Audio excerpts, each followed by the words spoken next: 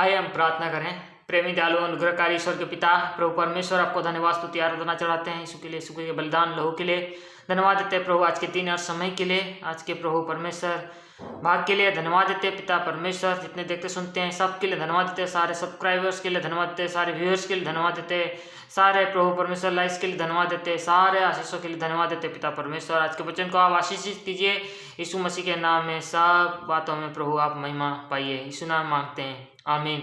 आइए आज हम देखने जा रहे हैं रिलेशनशिप विद गॉड, परमेश्वर के साथ हमारा संबंध को आज हम देखने जा रहे हैं। आइए हम पढ़ते हैं इस रीति से बाइबल में, हम किस रीति से परमेश्वर के वचन में जो लिखा गया है और परमेश्वर के संबंध में, परमेश्वर के विषय में, हम परमेश्वर के साथ हमारे रिश्ते के विषय में हम थोड़ा बहुत देखेंगे और इस रीति से हम जानेंगे परमेश्वर हमारे विषय में किस रीति से अपनी योजना को रखता है और हम उसके साथ किस रीति से हम अपने परमेश्वर के साथ हम संबंध रखें। परमेश्वर ये चाहता है। आइए हम बाइबल में देखते हैं। इसीलिए मनुष्य को बनाया, अपने स्वरूप अपनी समानता में इसलिए बनाया कि उस मनुष्य उसकी महिमा करे। आइए हम पहली बात को देखते हैं। हम पढ़ेंगे रोमियो की पत्री और उसका हम पढ़ते हैं इस रीति से 10 अध्याय और उसके बाद हम इसी रीति से हम पढ़ते हैं 9-10 वचन। यहाँ पर इस रीति से लिखा है कि यदि तू अपने मुंह से यीशु को प्रभु जानकर अंगीकार करे और अपने मन से विश्वास करे कि परमेश्वर ने उसे मरे हुए में से जिलाया तो तू निश्चय उद्धार पाएगा, क्योंकि धार्मिकता के लिए मन से विश्वास किया जाता है और उद्धार के लिए मुंह से अंगीकार किया जाता है। यहाँ पर हम देखते हैं कि उद्धारकर्ता के रूप में परमेश्वर के साथ हमारा संबंध, उद्धारकर्ता हमारे पापों से हमारे उद्धार करने के लिए हमको क्या करना चाहिए? मन में विश्वास करना है और होठों से क्या करना है? उसका अंगीकार करता है। हम पहला यूहन्ना में भी पढ़ते हैं, पहला यूहन्ना की पत्री, और वहाँ पर हम इसी रीति से 1 का हम पढ़ते हैं और इसी रीति से 7, 8, 9 में इस रीति से लिखा है, यदि जैसा वो ज्योति में है वैसे ही हम भी ज्योति में चले तो एक दूसरे से संबंध रखते हैं और उसके पुत्र यीशु का लहू हमें सब पापों से शुद्ध करता है। यदि हम कहें कि हमें कुछ भी पाप नहीं तो अपने आप को धोखा देते हैं और हमें सत्य नहीं। यदि हम अपने पापों को मान लें तो वो हमारे पापों को क्षमा करने और हमें सब अधर्मों से शुद्ध करने में विश्वास योग्य और धर्मी है। इसी तरह से हम जानते हैं कि उद्धारकर्ता के रूप में परमेश्वर के साथ हमारा संबंध, क्योंकि हम सब पापी हैं। रोमी लिखा हम सब ने पाप किया, रोमी 3:23 के अनुसार हम सब ने पाप किया और परमेश्वर ने इसीलिए हम सबों का धर्म का बोझ उसी पर लाद दिया। ईसाइया में हम पढ़ते हैं। इसलिए उद्धारकर्ता के रूप में हम परमेश्वर को जानना है और हमारे पापों से छुड़ाने वाला हमारा प्रभु यीशु मसीह है।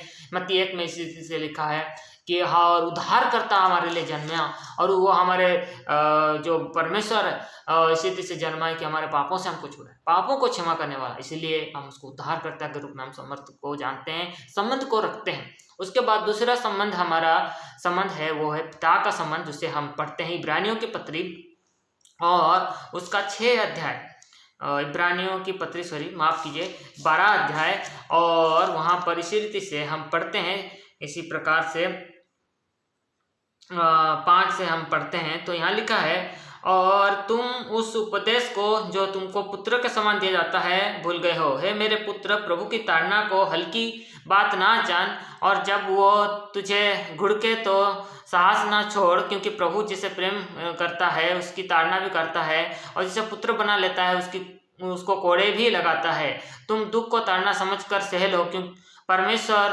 तुम्हें पुत्र जानकर तुम्हारे साथ बर्ताव करता है। वो कौन सा पुत्र है जिसकी ताड़ना पिता नहीं करता? यदि वो ताड़ना जिसके भागी सब होते हैं तुम्हारी नहीं हुई तो तुम पुत्र नहीं पर व्यभिचारी की संतान ठहरे। यहाँ पर इस रीति से लिखा है कि हम पुत्र बनाया। यदि हम बोलते हैं परमेश्वर हमारा पिता है तो वो हमें पिता के समान वो हमारे ऊपर ताड़ना भी करता है, वचन के द्वारा हमारी ताड़ना करता है, परिस्थितियों के द्वारा हमारी ताड़ना करता है ताकि हम उस पिता को जान सकें। हाँ, प्रभु यीशु मसीह ने भी बताया इसी रीति से 6 अध्याय में कि हमारा पिता है जो स्वर्ग में है। हम ऐसे प्रार्थना करते हैं, हमारे पिता तू जो स्वर्ग में, और इसी रीति से हमारे पिता जो स्वर्ग में है। इसीलिए हम पिता करके हम परमेश्वर को पुकारते हैं। हमारा पिता हमें ताड़ना करता है, अपने वचन के द्वारा ताड़ना करता है, अपने परिस्थितियों के द्वारा ताड़ना करता है ताकि हम उसके मार्गों पर चले, हम डिसिप्लिन लाइफ जिए, हम प्रभु के अधीनता में जीवन जिए, उसकी आज्ञाकारिता का जीवन जिए। प्रभु हमें आज्ञाकारिता सिखाता है,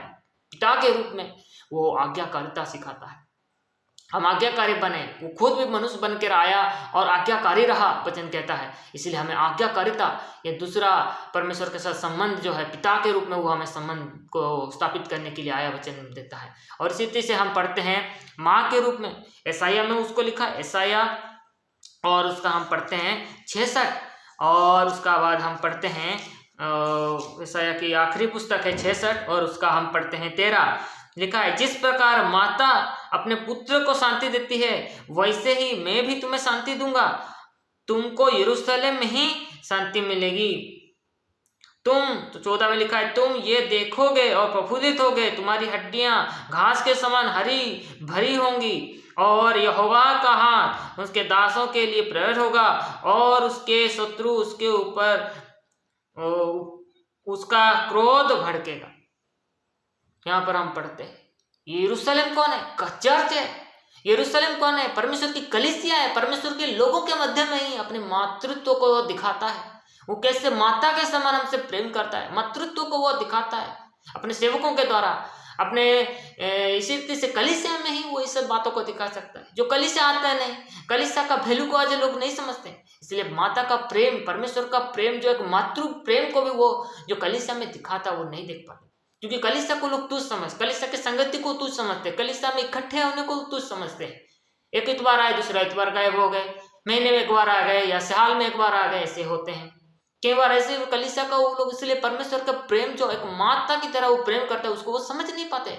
माता के संबंध की तरह जिसे प्रेम करती है, लाड देती है, वो लोग इसको समझ नहीं पाते। कलीसिया का भेद ही है ये, वो माँ का प्रेम को वो कभी नहीं समझ पाते हैं। और इसी कलीसिया में ही वो अपने माँ के प्रेम को, कलीसिया को एक स्त्री के रूप में बताया गया, कलीसिया को एक इसी से यरूशलेम करके भी यहाँ पर लिखा गया है। यरूशलेम में कलीसिया है, वो यरूशलेम प्रभु के लोगों का संगति, प्रभु के लोगों के इकट्ठा होना में ही आशीष है, और वहीं पर ही शांति मिलती है, वहीं पर ही वो मातृत्व का प्रेम उसको मिलता है जो कलीसिया आता है। कलीसिया के लिए इसी रीति से परमेश्वर अपने प्रेम को प्रकट करता है, कलीसिया में ही अपने मातृत्व के प्रेम को प्रकट करता है। और हम देखते हैं इसी रीति से भाइयों वाला प्रेम, भाइयों वाला प्रेम को मत्ती लिखी सुसमाचार उसका 12 अध्याय और उसका हम पढ़ते हैं इसी रीति से 46 से हम जब पढ़ते हैं, और यहाँ पर लिखा है, जब वो भीड़ से बातें कर ही रहा था, तब उसकी माता और भाई बाहर खड़े थे और उससे बातें करना चाहते थे। किसी ने उससे कहा, देख तेरी माता और तेरे भाई बाहर खड़े हैं और तुझसे बातें करना चाहते हैं। ये सुनकर उसने कहने वालों को उत्तर दिया, कौन है मेरी माता, कौन है मेरे भाई? और अपने चेलों की ओर अपना हाथ बढ़ाकर कहा, देखो मेरी माता और मेरे भाई ये हैं। क्योंकि जो कोई मेरे स्वर्गीय पिता की इच्छा पर चले, वही मेरा भाई और मेरी बहन और मेरी माता है। यहाँ पर 46 से लेकर हमने 50 पद तक पढ़ा, और यहाँ पर इसी प्रकार से लिखा गया है, कौन है मेरे भाई, कौन है मेरा बहन? मतलब भ्रातृत्व का प्रेम, एक पारिवारिक प्रेम वही समझ सकता है जो परमेश्वर की इच्छा के अनुसार चलता है। आज सबको यह बोलते हैं, ये भी मेरा भाई है, वो भी मेरा भाई है, कलीसिया में कोई भी भाई बन जाता है, कोई भी बहन बन जाता है। लेकिन प्रभु यीशु मसीह यहाँ पर उसको ही बोलता है जो मेरा चेला है, जो मेरी पिता की इच्छा को पूरी करता है, परमेश्वर की इच्छा को जो पूरी करता है। हर कोई परमेश्वर के चर्च तो हर कोई आते हैं, लेकिन आज्ञा हर कोई नहीं मानता। हर कोई जब आज्ञा नहीं मानता तो हर कोई भाई बहन नहीं है।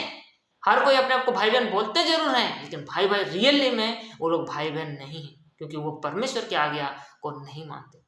हम देखते हैं जब हम परमेश्वर की आज्ञाओं को मानते हैं, परमेश्वर की इच्छाओं को पूरी करते हैं, परमेश्वर जो हमारे लिए इच्छा रखता है उसी को हम करते हैं, तब हम जानते हैं कि परमेश्वर के हम भाई बहन हैं, परमेश्वर के परिवार के हम सदस्य हैं, जब हम उसकी आज्ञाओं को हम पालन करते हैं। इसी रीति से वो भाई रूपी संबंध है, भाई रूपी प्रेम को वो प्रकट करता है, भाई रूपी वो ग्रहण करता है जब हम उसकी आज्ञाओं को मानते हैं, जब उसकी इच्छाओं को हम पूरी करते हैं।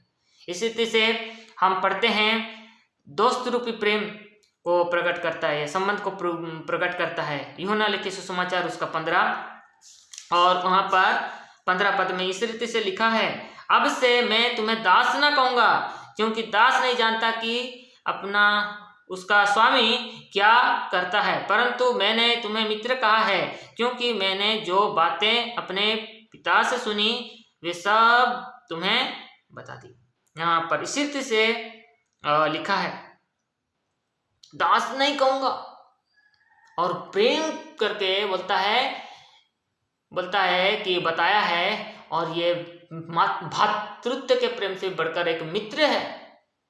एक सीक्रेट बताने जैसे हम बताए जैसे, तो एक मित्र को हम बता सकते हैं जिस पर हम पूरा भरोसा रखते हैं। भाई पर भी इतना भरोसा नहीं रखते हैं, माँ बाप पर जो भरोसा नहीं, मित्र पर भरोसा रखते हैं कि मित्र मेरी सहायता करेगा, ये मित्र मेरी मदद करेगा, ये मित्र मेरे साथ रहेगा, मेरे को सहायता करेगा।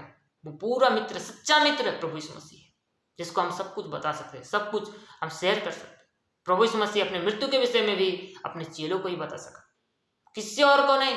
मैं तुमको मित्र कहूंगा, तुम मुझ में, मैं तुम्हें बना देता हूँ, तब तुम जो कुछ मांगोगे वो करेगा। बोलते एक दाख लता से जैसे जुड़ी रहती है डाली, जैसे वैसे ही जुड़े रहे। जो परमेश्वर से जुड़े रहते हैं, परमेश्वर को कभी छोड़ते नहीं, त्यागते नहीं, अंतिम समय तक जुड़े रहते हैं। गतसमनी बगीचा तक चेले जुड़े रहे, फंसा तक जुड़े रहे, उन्हीं के साथ उसने फंसा खाया, उन्हीं को मित्र कहा, तो मेरे मित्र हो कहा। परमेश्वर ने यहाँ पर मित्रता का दर्जा दिया क्योंकि परमेश्वर के साथ जुड़े थे, परमेश्वर के साथ मित्रता का संबंध रखते थे, परमेश्वर के साथ इतना निकटता से रहते थे। एक मित्र के साथ रहना कितना अच्छा लगता है लोगों को, दिन रात उसके साथ रहना कितना अच्छा लगता है। रात रात भर मित्र के साथ घूमते रहते हैं, रात रात भर मित्र से बातें करते रहते हैं, कहीं भी कुछ भी मित्र के साथ अच्छा लगता है, संगति बहुत अच्छी लगती है। लेकिन जब प्रभु के साथ ऐसे नहीं है तो प्रभु भी हमें मित्र नहीं कहता। जो परमेश्वर के साथ संबंध रखते हैं, मित्रता का संबंध रखते हैं, परमेश्वर के साथ जुड़े रहते हैं, यहाँ पर हम देखते हैं कि किस रीति से उन्हें वो मित्र कहता है। ये मित्रता का संबंध या मित्रता का प्रेम को वो प्रकट करता है परमेश्वर, प्रभु यीशु मसीह। अब यहाँ पर सिद्ध से हम प्रकाशित वाक्यों को जब हम जाते हैं तो वहाँ पर वो राजा के रूप में हमारे साथ व्यवहार करता है। 3 का यहाँ पर बोलता है, 21 पद बोलता है, जो जे पाए मैं उससे अपने साथ अपने सिंहासन पर बैठाऊंगा, जैसे मैं भी जय पाकर अपने पिता के साथ उसके सिंहासन पर बैठ गया। जयवंत मसीह ही वो राजा को समझ सकते हैं, क्योंकि जयवंत मसीह राजा के साथ उसका संबंध कैसे रखते हैं वो जानते हैं। एक राजा को कैसे रेस्पेक्ट करना है, ऐसे राजा को कैसे सम्मान देना है, एक राजा को कैसे सराहना है, वो लोग जानते हैं। जो जयवंत होना चाहता है वो राजा को जानते हैं, क्योंकि राजा उसके लिए लड़ता है। जब हम राजा की तरह उसको ट्रीट करते हैं, उससे राजा की तरह उसके साथ व्यवहार करते हैं, तो वो भी हमारे साथ वैसे ही व्यवहार करता है, हमें जय देता है, हम जयवंत हो पाते हैं। प्रभु यीशु मसीह साधारण मनुष्य है, वो राजाओं का राजा लिखा है प्रकाशित वाक्य में, प्रभुओं का प्रभु बोल के लिखा, उसके जांग के वस्त्र में ये लिखा है कि वो राजाओं का राजा है, प्रभुओं का प्रभु है, और सच में वो राजा है।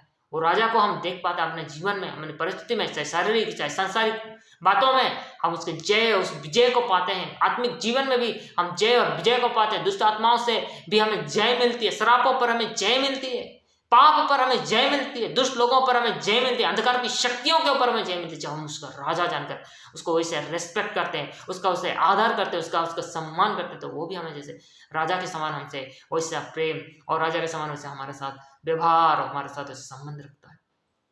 इन रीति से हमने छठी बातों को देख लिया। और आखिरी बात प्रकाशित वाक्य 19 और उसका 19, प्रकाशित वाक्य उसका हम पढ़ते हैं 19 और उसका इसी प्रकार से 9 पद, प्रकाशित वाक्य 19 का 9 पद। यहाँ पर इसी से लिखा है, तब स्वर्गदूत ने मुझसे कहा, ये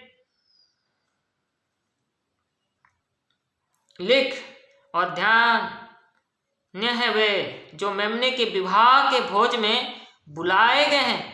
फिर उसने मुझसे कहा, ये वचन परमेश्वर का सत्य वचन है। साथ में बोलता है, आओ हम आनंदित और मगन हों और उसकी स्तुति करें, क्योंकि मेमने का विवाह आ पहुंचा है, उसकी दुल्हन ने अपने आप को तैयार कर लिया है। 8 पद में कहता है, उसके सूद और चमकदार महीन मलमल पहनने का अधिकार दिया गया है। आखिरी संबंध परमेश्वर एक पति पत्नी जैसा संबंध रखता है। जब हम पत्नी की तरह, जैसे वचन में लिखा है, पत्नी पति के कैसे अधीन रहती है, वैसे अधीनता में रहते हैं, तो वो हमको वैसे पत्नीता का दर्जा देता है। पत्नी जैसा संबंध रखता है परमेश्वर। पत्नी बनाता है जिस रीति से उसके साथ। यहाँ पर भली पत्नी कौन पा सकता है, कहता है सुलेमान। नीति वचन का 31 में वो पत्नी के बारे में पूरा डिटेल्स पूरा बताया है सुलेमान ने 31 अध्याय में। वहां पर आदर्श पत्नी बोल के लिखा है 31 का 10 से लेकर यदि हम पढ़ते हैं, वो कितना धन्य वो स्त्री है। उसका व्यवहार, उसका काम, उसका सेवा, सब में वो कैसी है बोल के वहां पर पूरा बार बार लिखा है। ऐसा पत्नी को ढूंढता है, भली पत्नी, बुद्धिमान पत्नी। काश ऐसे विश्वासी लोग होते, ऐसे भले होते विश्वास में और इतना बुद्धिमान होते और सचमुच परमेश्वर के लिए एक पत्नी जैसे अधीन रहकर काम करते, तो सचमुच परमेश्वर उनको ग्रहण करता है। इस रीति से हमने 7 रीति से बातों को हमने देखा। पहला, वो हमारा उद्धारकर्ता के रूप में हमारे साथ संबंध प्रेम को प्रकट करता है। दूसरा, हमने देखा कि किसी रीति से वो हमारा पिता है और पिता हमारी ताड़ना करता है, तब हम जानते हैं कि वो हमारा पिता है, स्वर्गीय पिता है हमारा। इस रीति से हमारे साथ संबंध रखता है। तीसरा विषय को हमने देखा कि किसी तरह हमारे साथ जो रिलेशन रखता है वो है हमारे माँ के रूप में, वो कलीसिया में हमारे साथ संबंध रखता है। और चौथे विषय में हमने देखा कि वो हमारा भाई के रूप में, जब हम उसकी इच्छा को पूरी करते हैं, जब उसकी हम आज्ञाओं को मानते हैं, इच्छाओं को पूरी करते हैं, तब वो हमारा भाई बन जाता है। जब हम मित्र के समान उसके साथ व्यवहार करते हैं तो वो हमारे लिए मित्र बन जाता है। मित्र के समान उसके साथ जुड़े रहते हैं, उसके साथ बने रहते हैं, उसके साथ विश्वास करते हैं, अपनी छोटी छोटी बातों को उसके सामने ये करते हैं, तो वो भी हमारे साथ ऐसे मित्र बनता है। और हम देखते हैं किस रीति वो हमारे लिए राजा है, वो हमारे राजा के साथ हमारे साथ व्यवहार करता है, हमारे साथ संबंध रखता है। एक राजा जैसे अपने प्रजा के साथ संबंध रखता है, वैसे हमारा परमेश्वर भी हमारे साथ वैसे संबंध रखता है। परमेश्वर हमारे साथ वैसे व्यवहार करता है, जब हम उसको वैसे ही रेस्पेक्ट देते हैं, आदर देते हैं, सम्मान देते हैं, हमारे देह प्राण आत्मा से, हमारे धन से, हमारे दौलत से, सब कुछ देकर, हम तन मन धन देकर जब हम उसकी सेवा करते हैं, तो सचमुच वो हमारे लिए जय का उत्सव हमें ले फिरता है। वो हमारे राजा के समान हमारे साथ व्यवहार करता है, हमारे साथ संबंध रखता है, जैसे एक राजा प्रजा के साथ संबंध रखता है। और लास्ट में से हमने देखा कि किसी से परमेश्वर एक पति और पत्नी के जैसे संबंध रहता है। एक पति अपने पत्नी से जैसे संबंध रखता है, तो पत्नी वैसे अधीन रहती है। पर पत्नी इतनी भली होती है, पत्नी इतनी बुद्धिमान होती है, पत्नी इतनी परिश्रमी होती है, पत्नी इतनी अच्छी होती है, तो वो उसे वो संबंध रखता है, वो चाहे कोई भी हो। प्रभु इसी तरह से अपने विश्वासियों के साथ संबंध रखता है। जो कोई उस पर विश्वास करता है, क्या अपने विश्वास में आप परमेश्वर के साथ इसी रीति से संबंध रख पाए हैं, या परमेश्वर के साथ आपका संबंध आज ठीक नहीं है, या परमेश्वर में आप कितने संबंध में आज परमेश्वर के संबंध में बढ़े हैं। प्रभु यीशु मसीह जो आपको परमेश्वर है, प्रभु यीशु मसीह जो आपको उद्धार करता है, कितना परमेश्वर को आप जान पाए हैं। इसीलिए आइए हम परमेश्वर को धन्यवाद दें, आइए अपने आप को भी जांचें, आइए हम प्रार्थना करें। प्रेमी दयालु अनुग्रहकारी ईश्वर के पिता प्रभु परमेश्वर, हम आपको धन्यवाद देते हैं। आप हमारे साथ संबंध रखना चाहते हैं पिता, हम धन्यवाद देते हैं। उद्धारकर्ता के रूप में, पिता के रूप में, माँ के रूप में, भाई के रूप में, मित्र के रूप में, एक राजा के रूप में, एक प्रभु परमेश्वर, इसी प्रकार से एक पति के रूप में, एक प्रभु परमेश्वर, हम धन्यवाद देते हैं। कितना महान परमेश्वर है आप प्रभु। मनुष्य को बनाया प्रभु, आपकी सहमति, आपकी इच्छा प्रभु कि उसके साथ संगति करे, और संगति करने के लिए आपने बनाया, और संबंध को स्थापित करने के लिए बनाया। परमेश्वर की आय आत्मिक संबंध, ये शारीरिक लोग शारीरिक बातों को और ध्यान लगाते हैं, वचन में लिखा, लेकिन आत्मिक लोग आत्मिक बातों की ओर ध्यान रखते हैं। परमेश्वर के प्रति हमारा समर्पण, हमारा भाव, हमारा भक्ति, हमारा आराधना, हमारी स्तुति, हमारी प्रशंसा, हमारा सारा धन्यवाद प्रभु आपको ग्रहण योग्य हो। प्रभु परमेश्वर, हम आपको धन्यवाद देते हैं। जो लोग प्रभु इस संबंध में मजबूत हैं, चल रहे हैं, प्रभु आप सहायता कीजिए प्रभु परमेश्वर से बने रहने में, और जो लोग नहीं कर पा रहे हैं उनके ऊपर भी आप त्याग कीजिए। सब देखने सुनने वालों को प्रभु आशीष दीजिए। यीशु मसीह के सामर्थ्य नाम में हम मांगते हैं, सुने पिता, इस नाम में ग्रहण कीजिए, आमीन।